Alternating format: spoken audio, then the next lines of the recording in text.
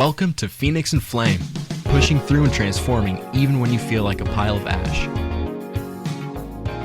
This podcast is not intended for use as psychotherapy. If you feel you are in crisis, please call 911 or contact your local crisis hotline.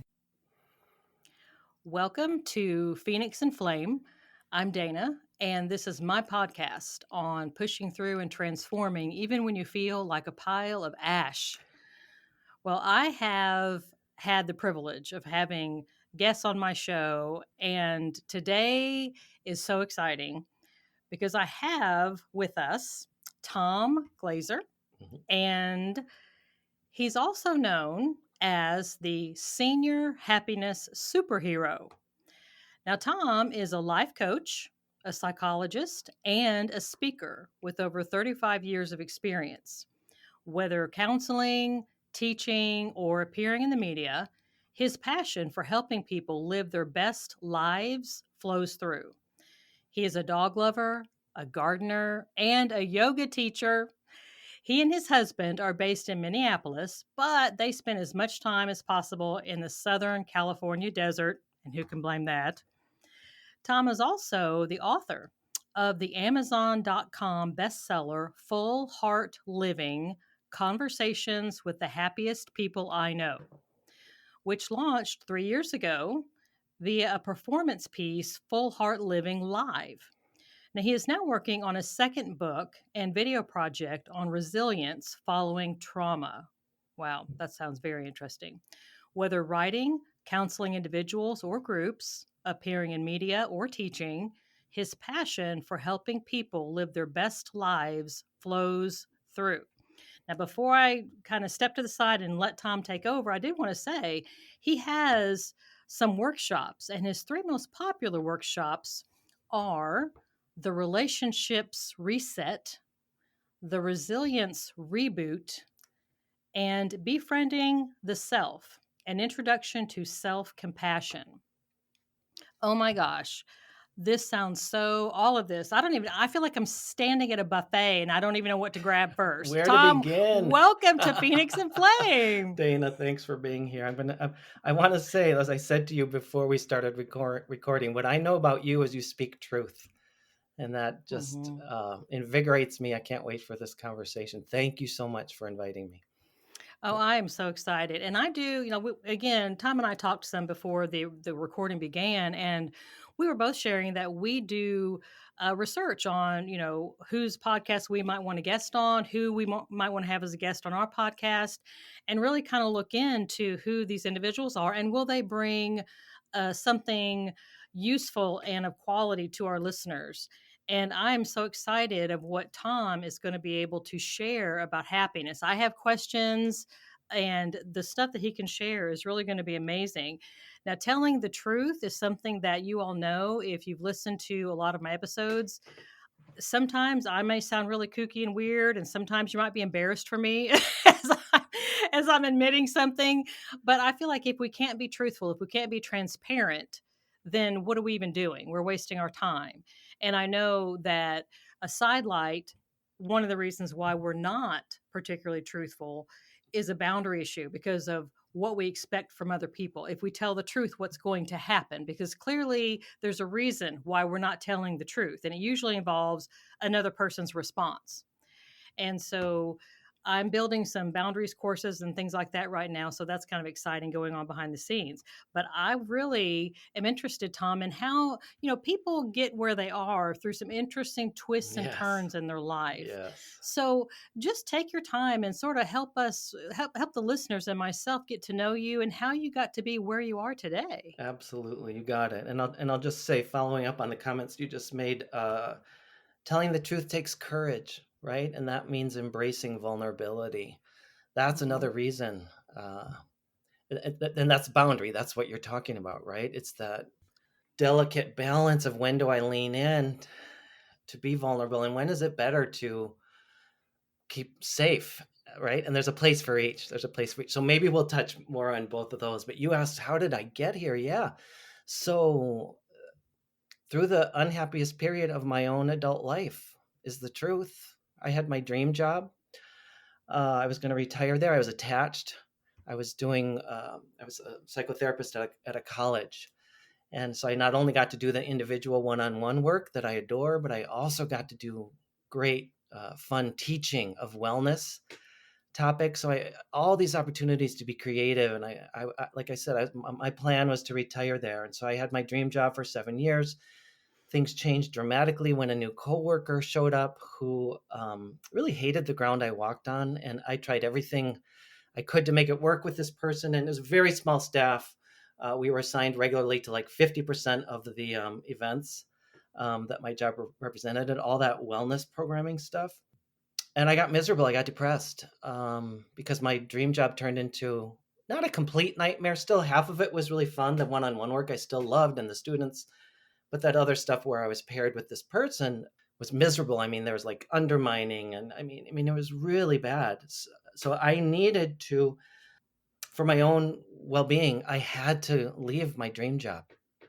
Oh, wow. Well, it created this opportunity. I know it's horrible. This loss, right? Tons of grief. But it turned out to be an opportunity, as so often, right? The universe presents us that, like here's the thing I've realized in retrospect. I wasn't going to leave that job easily because I loved it, right? I was attached. I was going to stay. I had a plan.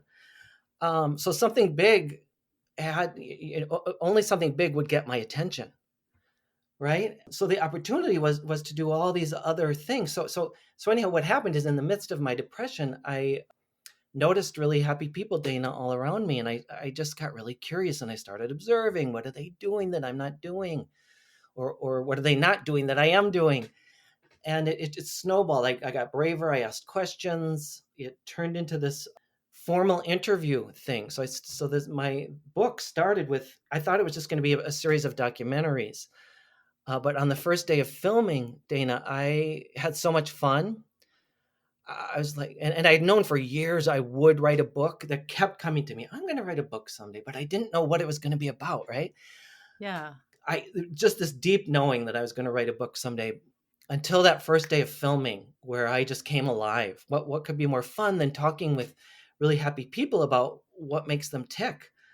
So did you just like, I'm sorry for No, interrupting, but I'm just please. like following you. I'm so excited. I'm like playing it out in my head. Yeah. Did you just like stop people like randomly and say, hey, I noticed you seem pretty happy. I was wondering what your secret is. Or was it more of like an interview thing where they made an appointment, or how did you connect with these individuals to film them? Well, how I found them, some of them was exactly what you're saying. Just people, a couple of them were like, first of all, so everyone I personally knew, it was a 1 degree of connection, because I wanted to make the point that we all know exceptionally happy people. But some of them I didn't know very well at all. Others of them I've known fairly well. And so I approached them and said, I'm doing this project. You seem really happy to me. First of all, are you? I had to ask the question, right? Because someone seems happy, I have learned even more since, doesn't mean they Yeah. necessarily are, right? Like you were saying Right. before, we present things to the world in Mhm. all kinds of ways that may not fully reflect all that's going on with me. And I did encounter that on both sides, let me tell you. So several people seemed so happy to me, and they're like, oh my gosh, you have no idea. I'm actually going through a depression right now. But and then they would say, but I know someone you should talk to. Okay. Right. And if I knew that person already, then Yeah. I might take that suggestion. On the other hand, there were people who I eliminated, who I later found out view themselves as quite happy. And I'll just give one quick example. This is a family member who, in my experience of them, is they love to complain. Complain. The dinner isn't right. The service isn't right. This is going wrong. So I just assumed, oh, that person's not very happy. And one day, months later, that same person said to me, I am so happy. And they couldn't say much more. But then I just thought about it, and I looked at the circumstances of their life, and I'm like, oh, I can see why they would say that. This is the most free this person has ever been in their whole life. A relationship had ended. Okay. They are free for the first time. They are, even though, again, I don't think I'm making it up. They do like to complain. That's what they do. I think it sounds like anybody could recognize that around that person.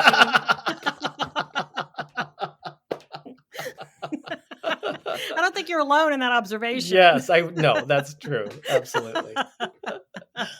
Ah, It's interesting, the things that you're pointing out is that two things come to mind. It's yeah, sometimes how we appear on the outside is nothing at all like what we are right. on the inside, and that can go both ways. Yes, And also, I think sometimes the feeling of happiness or joy or whatever, and maybe there's a difference between the two, maybe there's not, depends on who you talk to, mhm, that I guess those of us in psychology, we know about negative reinforcement. right. That, negative reinforcement is when, you've been in this pain pocket for so long, and then the pain is removed. Mhm. And then you feel, oh my gosh, this is just wonderful. Like the person that you just described, they'd been in this horrible relationship and Yes, that was gone. They felt this liberation, this yes, freedom. And so at that moment they felt happy. So sometimes it's the relativity of what we're correct. going through that helps us kind of feel that. Yes, so true. Absolutely. Right. Hmm. Yeah. So you were filming people. You were and started and kind of realizing that just made you feel really jazzy, that you Yeah. were something was clicking inside of you. Yeah. You're like, "Oh my gosh, you had to leave what you thought was your dream job." And it was for Mhm, that mhm. phase of Yes. your life. Right. But and you pointed out something I thought was really important too, is that sometimes, when we're at a certain phase of our life and we're content, but something else is meant for us, Mhm. and sometimes it takes a bomb to go off to get us out of there Right. so that we're open to these new opportunities that we never knew even existed, but they were waiting for us the whole time. Sounds Exactly. like that's what happened to you. That is exactly true. So, because I was so down, first of all, I started, one of the first things I did is get back into my first love, which is performing, acting. And I knew someday I would. I always thought it would be in retirement, but I'm like, I'm not waiting. I need to do something that just brings me joy right now. So that's one example right there, a really concrete example. There are other things that there was a great job. I feel like I did great things and I got so much from it. And yeah, there are other things like acting and being on podcasts and writing a book, or like even spending more time in California. Most of these things I couldn't possibly do with that job. It was an all-encompassing full-time job. I wouldn't have time or energy to even appear with you now. I don't see how I could have. So yeah, the universe had other plans for me.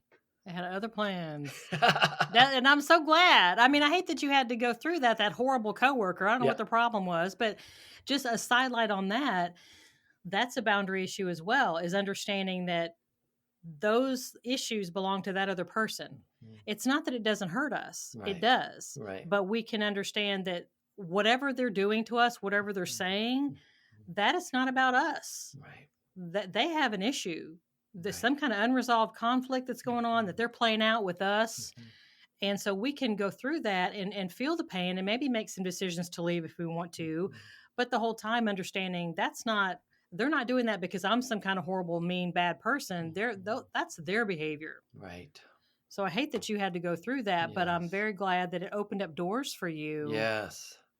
Yeah, me too. Mm. Okay, we wouldn't be having this conversation right now. I know. And one other thing I wanted to point out that you just said was you didn't wait. You said, I thought I might get back into acting, your Mhm. first love, when you retired and all that. And then you decided, why wait? And I think on some level, and I would be interested to hear your opinion on this. I'm wondering if on some level happiness comes when we open ourselves up to just do the thing, Yes. just not be controlled by fear, Mhm. but just to Mhm. jump off the bridge, do the thing, Yes. and it's just like Yes. open ourselves up to these new opportunities that, yes, they're scary, Mhm. but at some point you have to trust something. If you're a Mhm. spiritual person, trust Mhm. God. If you're Yeah. trust the universe, trust Yep. whatever, you know, Mhm. and just move forward. If that, Yes. how do you feel like that plays into our experience of happiness? Very much so. So it's absolutely one of the things I learned in doing this whole project. Happier people do take more risks. Mm. Happier people do take more risks. And it does get us back to what we were commenting on earlier. So I'm not talking about just jumping off a bridge without a bungee cord, or a cliff without a parachute. No, no, no, no, no, no, no. But for what I want to say first is following that bliss, right? I think that's a Robert Bly term.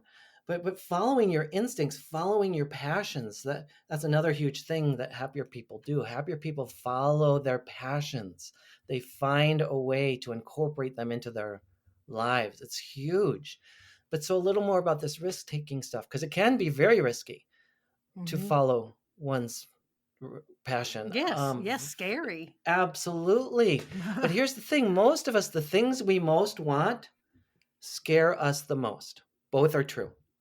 Oh, that's Both are good. true. Yes. And Oh, so it's a matter of not just jumping off the bridge. I used to think that that's how it had to be. You just have to take risks. But I've learned in working with so many people and myself through the years, it's more nuanced than that. No, it's taking, step by step by step. You're not going up the whole staircase or the elevator the first day, right? Take the one step, baby steps. baby steps, see how that feels. And again, not just a baby step, take it with the railing, grab the railing. So what's your railing, right? If it's a staircase metaphor, it's your Yeah. friends, it's yourself. Like looking at the things I say to myself, can I act? I hadn't acted in 20 years or something. Can I do it again? So working with my mind. Well, maybe you can, but you'll have a director, you'll have people, you'll have someone to help you. You'll be with your friends who will tell you when you're needing a little help, or if you're doing too much, or so finding a way to, here's the phrase I love to use. What do you need to do to support yourself to take a risk? So let's look at the two important parts of that. What do you need to do? It's usually an action that you need to do actively yourself. It's not a passive thing. You need to ask someone to help, or you need to look at yourself and how you're either getting in your own way or helping yourself to do the risk. And the other part of that is to support yourself. So for support, so when something scares us, there's not quite enough scaffolding yet. So what's your scaffolding? What do you need to help you do this thing that scares you so much? Again, I think about, it's what we say to ourselves in our mind. It's gathering people around us who believe in us. Maybe it's like, for me, it was getting more training because I hadn't done acting in a while. So I hired an acting coach. How fun is that? I took an acting class.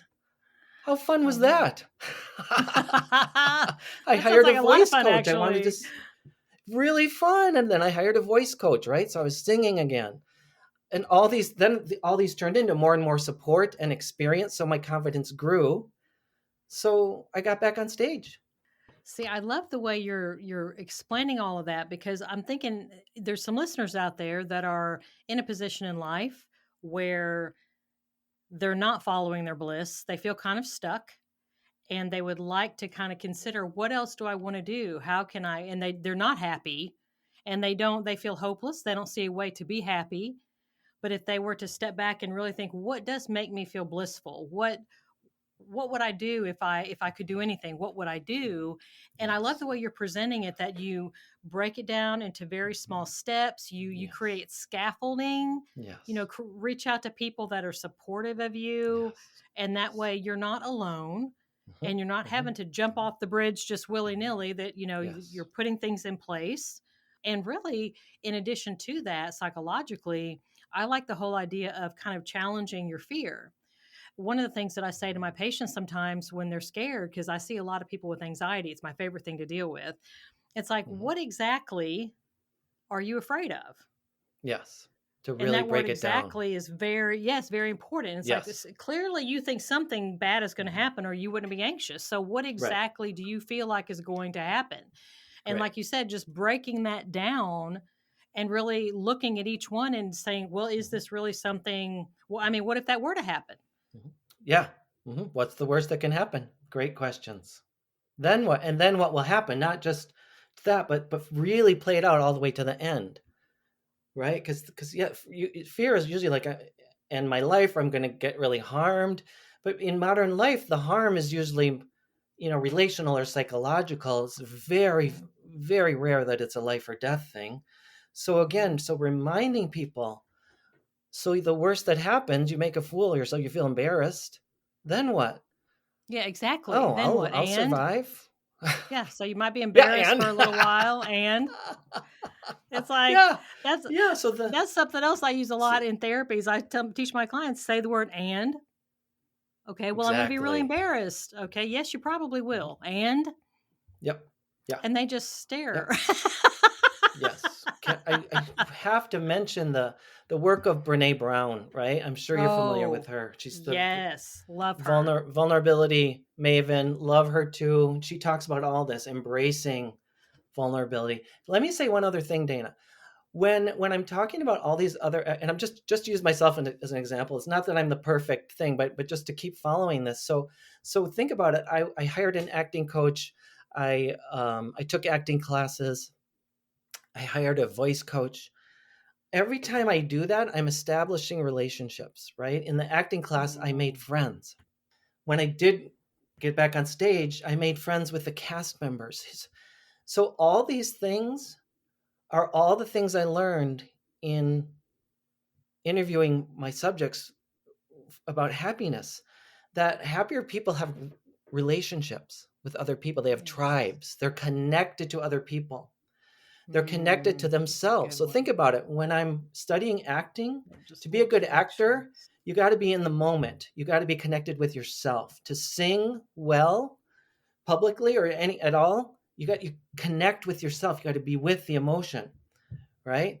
So all these things, connecting with other people, having a tribe of people, connecting with self, being mindful, being fully in the present moment, connecting with passions, serving other people is the other thing. Those are the four key things. I really consider them three: connecting with self, others, passions. When you do those in the service of other people to make the world a better place, that's when it just all seems to come together. Wow, that sounds awesome. And it makes so much sense, when you like lay it out there that way. It Mhm, makes a lot of sense. And it seems to me that the crux of that, the beginning of it, is being able to connect with yourself. mhm, mhm. Because unless you can connect with yourself, it makes it a lot harder to reach out and connect with someone else because you're projecting. You're thinking, oh, they're going to think I'm this, or they're going to think I'm that. They're not going to like me. They're going to think I'm stupid, or they're not going to approve of me. They're going to judge me. And so we're sitting here with, not wanting to connect with other people because of we haven't really connected with ourselves. I totally agree, and I'm going to give you a both end response because it's sort of a chicken or egg thing. Because how do we connect with ourselves? It is through relationships. So I would hate for somebody to hear that statement and say, "Well, I'm not connected to myself, so I can't go out in the world." No, go out in the world, Gotcha. connect with other people, and that helps you connect with yourself. That helps me. Other people mirror me. I find out who Hmm. I am by being in connection with other people. They show me who I am. And then That's I a connect more deeply with wonderful, myself. wonderful comment. Yes. Mm, So like mm, the okay. reflection back, so like your tribe, if you find your Mhm, tribe, mhm. then they're going to reflect back and they're going to give you Yes. strength to accept. It reminds me Brené Mhm, Brown, I was listening to her one time and I've got several of her books. And if I'm not mistaken, she said something like of course she does vulnerability and she also talks about shame. And she said shame begins in a relationship and it's mhm. healed in a relationship. And Exactly. that sounds like exactly what you're saying. Yes, exactly. Knowing people love me helps me work through my shame. Yes. Hmm. That's Loving other wonderful. people helps me work through my shame and helps them work through theirs. Yes. Right? It's this feedback loop, right? It's Hmm. win-win no matter which way you go. Oh my gosh. I love it. I think too along that way, and this is a small digression, but it Yeah, applies. please. It's sort of like vetting people. Henry Cloud and John Townsend have a book out called Safe People. Mm, And it's like we have a responsibility to vet other people to decide, are they a safe person for us to share our pearls with? Yes. Because if we share with people that we have not vetted, then they're gonna hurt us, Yes. and then we might crawl back in our shell and Yes. draw lots of erroneous conclusions about Yes. ourselves.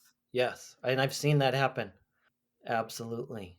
Mhm. Yes. But you're saying find your people, Mhm. that Mhm. there's out there. Mhm. So Mhm. listeners, if you're following what we're saying, and if you've been around people that are unsafe for you, Mhm. that doesn't mean everybody is Correct. unsafe. Exactly. It just means those people who you've interacted with, who have hurt you and have demeaned you and criticized you and judged you. Yes, they have, but that doesn't mean everyone else is going to be that way. Find those people that will love you and accept you and bring you in. They're out there. Yes. And I really think it comes back to passions, because then I hear the objection is, well, I don't know how to meet people. I hear this so often from lonelier Yes. people. I'm saying, really? I go, really? Tell me, tell me. Right. And you hear my voice is a little, you can kind of hear I don't really believe them. Um, but again, taking them back. So how did you meet people earlier? You can't have made it to whatever age you are and not meet. How did you do it? Again, really breaking it down. Well, I was in class with them. I went to school with them. Okay, so what are the elements there? Again, really breaking it down. So what it turns out is it goes back to passions, right? So if you follow your passions, so if you want to study pottery, go take pottery classes. You'll find some people with a common interest. Are they all going to be Mhm. your safe people? No. But the chances of you meeting people who are safer are greater the more Yes. you get out there. Again, statistically speaking, happier people, they take more risks. So if you just think of statistically, because they're putting themselves out there more, they're more likely to have more success because they're trying more often. Hmm. That's awesome. Oh, wow. There was a statement in your information that I thought was really interesting that I wanted to hear you share. And it said, a question that was asked to you, like, are you surprised by America's ranking in the 2021 World Happiness Report that we were 19th? So, why do you think that we overall, in light of everything that you're sharing, why do we rank lower? 19th. There's 18 other countries that are ranked higher than the United States. What do you think is going on there? Right. Despite all our resources, right? We have so many resources here. I'm both shocked and not surprised, is really what my reaction, right? So happier countries, many of them are Scandinavian, where there is, things like universal health care, really generous family leave for deaths and births and illness. Like there's so many things they don't have to worry about, right? That Hmm. the whole culture has shared values, and that they put their resources in place so that people can pursue their passions more, right? So Gotcha. energy is freed up so that they are doing work that they enjoy more. Generally speaking, now there's tons of exceptions, of course, but generally speaking, they can do work they enjoy if they're not worried about health insurance so much. So then they can go to stay in jobs or leave jobs when it's right for them, not because they're just worried about health care. Hmm. Uh, That's a good point. yes, as well as we're a capitalist system that capitalism is based on wanting people to buy products, right? So we teach, we don't mean to, and we say our values are otherwise, and yet we teach people to hate themselves, Dana, right? In so Oh. many ways, right? You'll be happy if you drive that car, the newest model, if you have this refrigerator, if you live in this neighborhood that's maybe just beyond your financial capability. We throw these things in people's faces day in and day out. We're inundated with these messages about toothpaste and mouthwash and hair coloring, on and on and on the list goes, and we think we'll be happier. Oh my gosh, I'm having like a flashback right now of looking at watching a commercial on TV of Victoria's Secrets models. Uh-huh. I hate those commercials, but nothing against the Victoria's Secrets models. I'm sure they're awesome and they're doing their thing. They're following their passion, whatever. Yeah. But it's a standard. And the kind of funny thing is, I think I've said this before on one of my podcasts. I don't remember, but I was sitting there with my husband watching this commercial, and there's models, and I'm just kind of, my face is like, "Bleh," I'm just like looking at him like, "Bleh." And he goes, his head cocks to the side, and he goes, "She needs to eat a cheeseburger." I love I'm like, that. "That's right." But Yes. to your point, I heard somebody make a comment one time that magazines for women are filled with all these articles about self-esteem and being more confident and all this stuff, and at the same time they have all of these ads for how you can have better skin, how you can make your lips look poutier, how you can contour your face and make it look a different kind of ways, all these ways to look better and different than what you look right now, right alongside all these articles about self-esteem. Yes. It's just kind of it's an irony there. That is such a perfect metaphor for our culture, isn't it? Oh my gosh. Say It one truly thing. is. Yeah. Yeah. And we're teaching people to hate their bodies. It's just tragic. And we need to be kind of like lights. I have actually, I'm trying to remember what it was. It was an episode I had earlier on in my podcast. It was when I was kind of getting started, and I had these thing called candid shots, where I wasn't really trying to be helpful to anybody. I was just venting. I was just doing just a out and out vent about something. And one of them near the early, it might have been the first candid shot I did. It was about my body and what it felt like, and looking at my reflection in the gym mirror, and my biceps looking like somebody like put mashed potatoes under my skin. I mean, it was just crazy. But I mean, I was just going on and on about it. But Love your mashed potatoes, Dana. Love your mashed potatoes. Oh, well, when I was thinking about having you on the show, Yeah. I had some questions that I thought would be really good, because I've heard them asked before, and I thought I really want to hear what Tom has to say about these areas. And one of them was, and I think you've answered this partially, but I want to ask you again to see if you want to add anything to it. Yeah. And some people feel like as adults that we have just that we have to just sort of settle for being content, that if we can reach contentment, that will be our apex, that the feeling of happiness was something that we may or may not have felt back in childhood, but that because of all the responsibilities of being an adult, all the things like you were talking about, America being the 19th, because of all the reasons of that, all the burdens that get added to our shoulders and the responsibilities and all these things that we're like the hamster in the wheel. And we feel like if we can just hold on and not be flung out of the wheel, that's about the best we can expect. We can't, expecting to feel happiness is just beyond the pale. And I think a lot of people might feel that way. Yes. What do you share to people like that? What is your response? Yeah. First of all, what I hear in your voice is that settling thing, and that it's this a belief that it's unobtainable, and then I just have to accept it as it isn't. But there's this blah blah kind of right. So again, to me, it's like, let's really look at what you're saying here. What are you really feeling? What's behind that? So a couple things I want to say. First is the definition of happiness, which changes throughout our lives, right? And we don't even have an agreed upon definition of happiness, but it's kind of like art, right? We don't have an agreed way to define art either, and we know it when we see it. Happiness is similar. This is Gretchen Rubin's way of explaining this. We know when we are happy. We know when we are happy, or we know when we are happier. And there does seem to be a striving, a human kind of development need for continuing to strive for happiness. It's not bad necessarily. And also, it's not selfish to be happy or happier, because happier people do more good deeds, Dana. They first of all, there's the contagion effect. It's contagious. So, which is what I was experiencing in those interviews, right? I'm around really happy people talking about happiness. I got happier. But happier people do more good deeds and less harm in the world. They donate more money, they volunteer more, they make the world a better place more than less happy people. So back to this thing, as we adult, right? We tend to take on more and more responsibilities. We take on big jobs. We take on families. We have elderly, folks that need us.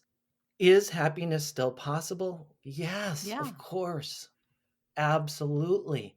So look at your own definition of happiness. How do you find it given your circumstances? It goes back to kind of that support question. So given these things, I'm going to stay with my children. I'm going to stay with my parent until the bitter end. So given all that, what do I need so I can show up better, right? So maybe it's looking at the quality of time with our loved ones versus the quantity, so that my bucket gets filled enough so I can show up in a way. Because think about that message, that if we're in that settling place and we raise our children to kind of be like, oh, blah, you can't expect any more, just stay on the treadmill. What kind of message does that send our children?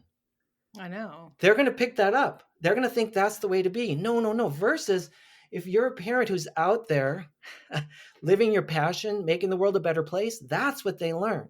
So it's not one or the other. It's finding a way to, and I'm not saying these are easy things to do. These can be complicated, difficult. Is it worth it though? Yes, because if you're in that blah, blah, blah place, this is another thing, Dana, I say to my clients all the time. What is the message your insides are sending you? Our insides speak to us in many, many ways. You're feeling blah on the treadmill, I can't get off. What are your insides telling you?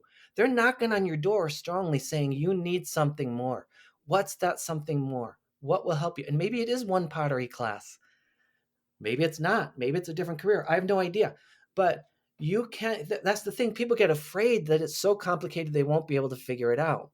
It's not necessarily. It might be complicated. It doesn't mean you're not up for the challenge. It was huge for me to leave my job. It took me 2.5 years once I made the decision. No, once the new person came on, once I made the decision, it was more like 6 months.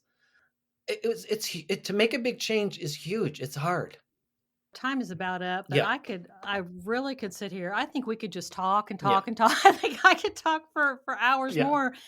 But I really, as we're wrapping up, what I really would love to hear from you, and I feel like my listeners would love to hear from you, for the people who are out there who feel like they are in a cage, they feel like they are like working a job or in a relationship that they can't get out of for different reasons, because maybe they have to keep their job because they have to supply health care for several children. If they don't, they can't get another job that pays as much. I mean, let's be real. Okay, we can't just say, well, just do this or that. No, No.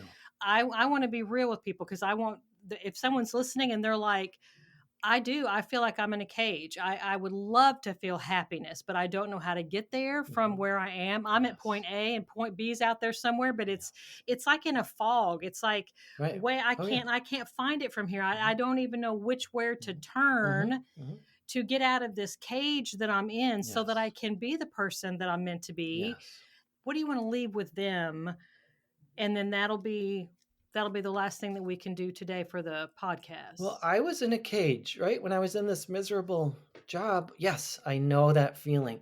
What I would say is, and it kind of wraps up all the themes we've been talking about, right? So find your safe person, take the risk, speak your truth. Start there.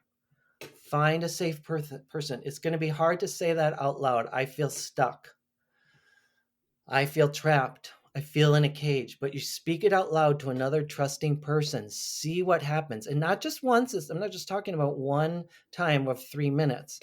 Like you might need a therapist over a period of time to really get to the lower layers of that onion. You slowly peel back the onion, and there's something in there. There's a gem inside that onion, and it comes through relationship and speaking the truth. Awesome. Tom, I appreciate your time so much, and your energy and your background and your willingness to share your experiences, so that the listeners out there who maybe are right now where you were, and they can use your words to be like a beacon in the light to help them out of that fog, to help them get to a place that's happier and healthier. For all the listeners out there, I will put everything that I need in the show notes. So if you're afraid that you're not going to, you've got the book that the Full Heart Living Conversations with the Happiest People I Know. That is a book that Tom wrote. It's on Amazon.com. You can go, take you 30 seconds to go over there and find it. I'm sure it would be a wonderful thing to read and know, or maybe you want to give it as a gift. Maybe you have someone in your life that could really use that book, or you want to, go to the website and maybe sign up for one of the workshops. There's fullheartliving.com is where, if you want to get more information about Tom and this wonderful information that he's sharing about happiness and how to feel happy, fullheartliving.com. And again, I will put all of this in the show notes. I would really appreciate you guys if you would share this information, share this episode, tell your friends, tell your family, tell your coworkers, text the link, email the link, put it on your social media platforms, whether it's Facebook or Twitter or Instagram, wherever you want to put it, whatever's your favorite one. You can also go to phoenixandflame.com. That is my website. It has all the episodes there. It also has an email that you can contact me if you want to make any comments about today's episode, if you have any questions, or maybe you have an idea of an episode that you would like for me to do, an idea that I haven't thought of yet, and you think, well, I would really like to hear about that, then just let me know about that and we can get that going. So I hope you all have enjoyed this episode, and I know you have. I hope you have a wonderful rest of your day. And this is Dana on Phoenix and Flame.